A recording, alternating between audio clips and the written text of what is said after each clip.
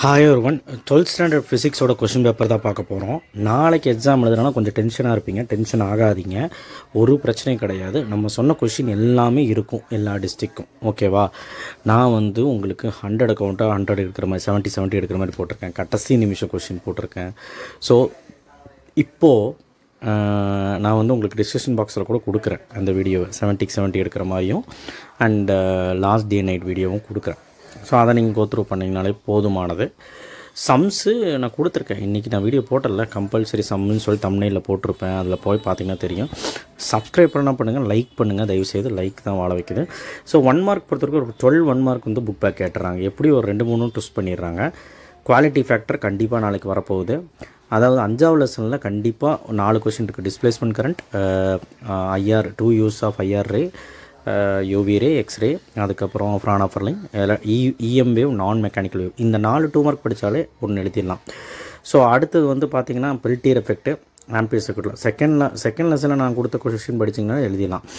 லா பார்த்திங்கன்னா உங்களுக்கு 2 லா வந்திருக்கு. அதனால தான் சொல்கிறேன், லா ஒழுக்கம் படி 3rd லெசன்லேயும் 4th லெசன்லையும் படிக்க முடியலனா லா மட்டும் படி. கண்டிப்பாக கியூ ஃபேக்டர் படிக்காமல் போயிடுறது 4th லெசனில்.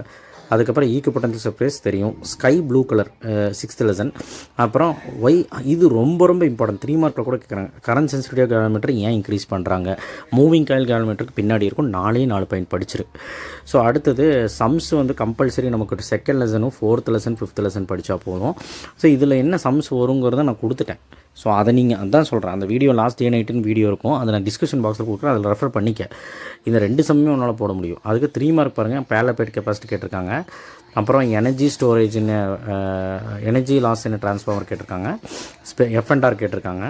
கேவலோமீட்டர் டு வோல்ட் மீட்டர், அம்மீட்டர் ரெண்டுமே படிச்சிங்கன்னா ஒன்று வந்துடும். லாரன்ஸ் போஸ்ட் படித்து வைங்க, நாளைக்கு வந்துடும். அப்புறம் ஃபெரோடயா பேரா அதெல்லாம் பார்த்துக்கோங்க. நான் எல்லாமே கொடுத்துருக்குறேன் பாருங்கள். ஸோ ஃபஸ்ட் லெசன்லேயும் கொடுத்துருக்கேன். அப்புறம் இன்ஃபினைட் பிளெயின் ஷீட், அதுவும் தெரியும் நமக்கு.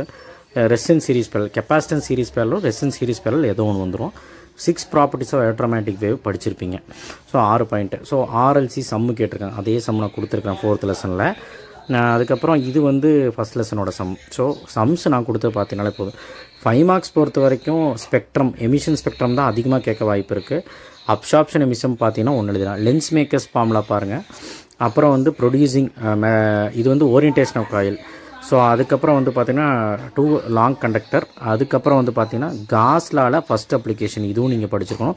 பொட்டன்ஷியோமீட்டர் தெரியும், ஆர்எல்சி தெரியும். ஆர்எல்சி டிரான்ஸ்ஃபார்மர் ரெண்டுமே படிச்சு வச்சுக்கோங்க. அதுக்கப்புறம் microscopic model, equatorial plane, moving coil calendar. ஆக்சுவலாக நம்ம சொன்னது எல்லாமே 9 வந்துருச்சு. ஸோ இதை மட்டும் ஒழுக்கமாக படிச்சுன்னா 3 எழுதலாம் போல். இருந்தாலும் அதை நம்பாதீங்க, நான் தனியாகவே ஒரு 10 கொஸ்டின் கொடுத்துருக்கேன். அந்த வீடியோ நான் கீழே டிஸ்கிரிப்ஷன் பாக்ஸில் போடுறேன், படிக்க முடியாதவங்களுக்கு.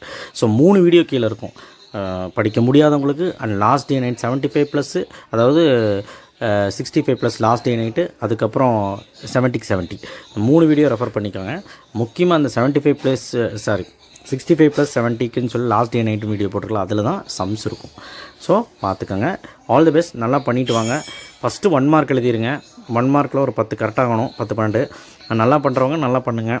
அப்புறம் 5 மார்க்ஸ் எழுத ஆரம்பிச்சிருங்க. நல்லா நீட்டாக டயக்ராம் பெருசாக போட்டு, சைடு ஹெட்டிங் போட்டு, இப்போ உதாரணத்துக்கு ஓரியன்டேஷன் ஆஃப் காயில்னு ஹெட்டிங் போட்டு, இங்கே நல்லா நீட்டாக டயக்ராம் போட்டு, பிரின்சிபல் இருந்தால் பிரின்சிபல், அப்புறம் கன்ஸ்ட்ரக்ஷன், ஒர்க்கிங், அப்புறம் டெரிவேஷன் சூப்பராக எழுதுங்க. ஸோ எதுக்கும் நல்லா ப்ரெசென்ட் பண்ணுங்கள். ஃபேஸர் டயக்ராம், ஆர்எல்சி சீரிஸ் எல்லாம் கேட்டால் ஃபேஸர் டயக்ராம்லாம் நல்லா போடுங்க. ஈக்குவட்டோரியல் பிளேன் கேட்டால் டயக்ராம் நல்லா போடுங்க. ஸோ எல்லாமே அதான் சொல்கிறேன்ல, டயக்ராம் ஓரியன்ட் டெரிவேஷன் நல்லா பண்ணுங்கள்.